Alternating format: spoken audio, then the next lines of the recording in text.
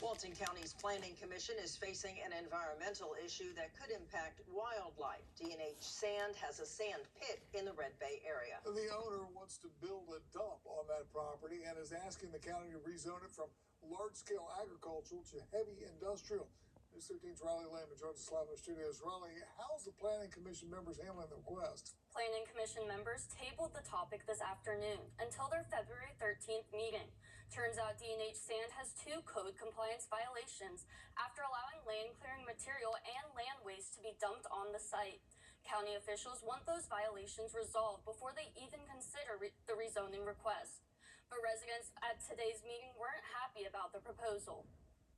The rural Red Bay community has remained relatively untouched by development, but a rezoning request could change the area. D&H wants to turn its sand pit into a dump and is asking the county to rezone the land to heavy industrial. Residents say that they were not properly notified about the rezoning. The certified letter that's supposed to go out to residents was only sent to people within 1,000 feet of the property line of the sand pit.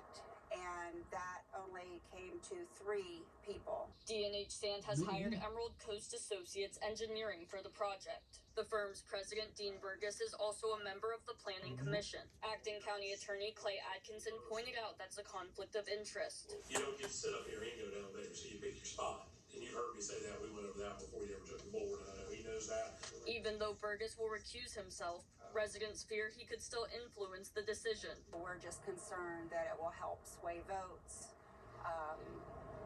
from the commissioners. The sand pit is surrounded by more than 55,000 acres of nature preserve in the Nokoos Conservation Area. Residents believe chemicals from the proposed dump could get into the groundwater.